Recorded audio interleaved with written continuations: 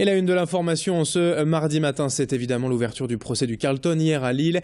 C'est parti donc pour 3 semaines d'audience exceptionnelle au tribunal correctionnel. Un procès véritablement hors norme avec 14 prévenus, une vingtaine d'avocats et des milliers de pages de procédure et un nom bien sûr qui revient en tête d'affiche, Dominique Strauss-Kahn. L'ex-président du FMI est au centre de cette affaire.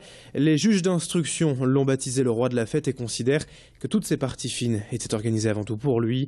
Hier, vous le voyez sur ces images, c'était déjà la cohue autour du palais de justice avec des dizaines de journalistes et des forces de l'ordre présents. Et malheureusement pour les riverains du peuple belge, cela va rester ainsi encore plusieurs jours. Le procès étant prévu pour durer jusqu'au 20 février. Dans l'actualité du jour aussi, on évoque le possible retour d'un service national. On l'entend en effet de plus en plus de la part de certains politiques. Alors certainement pas 10 mois de formation militaire traditionnelle en caserne comme avant, mais un service civique obligatoire, une formation aux valeurs nationales afin de renforcer l'adhésion et la cohésion aux valeurs républicaines françaises. 8 Français sur 10 y seraient d'ailleurs favorables aujourd'hui, pensant que cela pourrait susciter chez les jeunes l'envie de l'engagement citoyen, politique ou associatif. Pour se faire une idée, nous avons rencontré un élu à Aubourdin, lui-même passé par le service militaire, Guy Dehelin, qui évoque ses souvenirs au micro de Thibaut Paqui. Je côtoie des jeunes, par exemple à la mission locale de Lille, Maison de l'Emploi, qui sont en service civique et qui aident d'autres jeunes à, par exemple, travailler sur la fracture numérique, à construire leur CV, des choses comme ça. Et ça leur apprend à connaître les gens, ça leur apprend à voir les différences, à voir aussi des niveaux sociaux différents. Mais je pense que ce qui manque, c'est la vie en communauté. Des repas communs, apprendre à faire la cuisine ensemble, si on a des salles à respecter, les nettoyer, à faire des choses comme ça. Moi, je pense que ça serait utile aujourd'hui, parce qu'on verrait que l'autre est comme nous, et qu'à la limite, il n'y a pas de différence, et que lorsqu'on écoute et qu'on respecte, on va quand même ailleurs que ce qu'on voit aujourd'hui, quoi. En sport, l'événement du jour, c'est bien sûr la demi-finale de Coupe de la Ligue entre le LOSC et le Paris Saint-Germain ce soir au stade Pierre-Mauroy. Coup d'envoi prévu à 21h, mais avant cela, je vous le rappelle, dispositif exceptionnel ce soir dès 17h sur Grand Lille TV pour vous faire vivre l'avant-match, les coulisses, plusieurs invités prévus, nos équipes sur place, 3 heures de direct pour faire monter l'ambiance avant ce choc face au Paris Saint-Germain. Dès hier, nous sommes allés prendre quelques repères au cœur de l'enceinte des Dogs.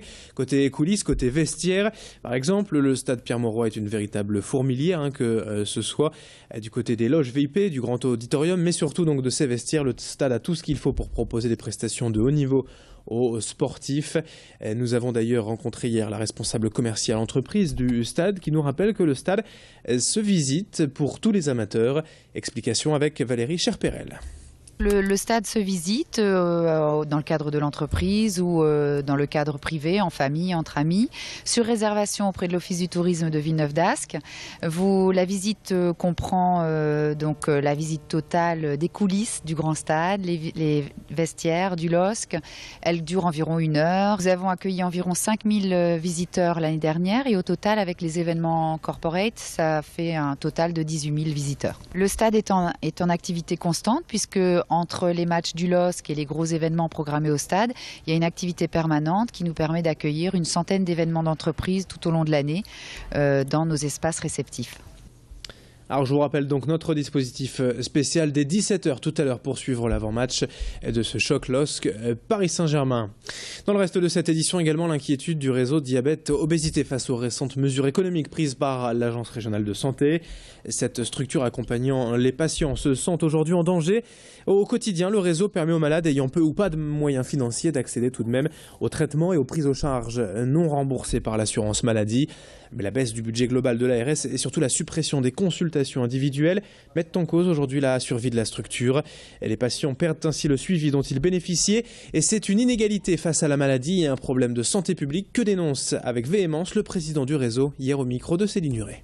La prise en charge, elle est pluridisciplinaire, comme je l'ai dit. Les podologues qui s'occupent des problèmes de pied, il faut savoir que l'une des complications majeures du diabète, c'est les complications, les lésions au niveau des pieds et des orteils qui conduisent à des amputations. C'est la première cause d'amputation dans notre pays. Et on a démontré par des études médicales, scientifiques, validées par la Haute Autorité de Santé, qu'en prenant en charge et en faisant de la prévention des lésions des pieds, nous diminuons de manière importante les amputations. Et donc arrêter de financer la prévention des lésions du pied diabétique est une hérésie médicale.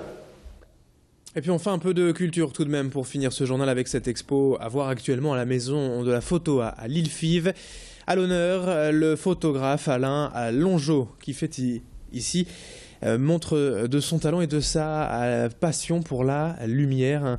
Un peintre peut-être à la recherche d'une picturalité de l'image pour un réel plus mystérieux. Son goût pour des lieux publics vides de toute présence humaine réactive une impression d'univers original, un mystère, une atmosphère inconnue. Des photos exceptionnelles donc à voir actuellement à la Maison de la Photo à L'Île-Five. On en reparlera plus en détail tout à l'heure lors du prochain quart d'heure avec l'interview du photographe lui-même réalisée hier par Fanny Bourdillon. Pour l'heure, 7h21 en direct sur Grand Lille TV.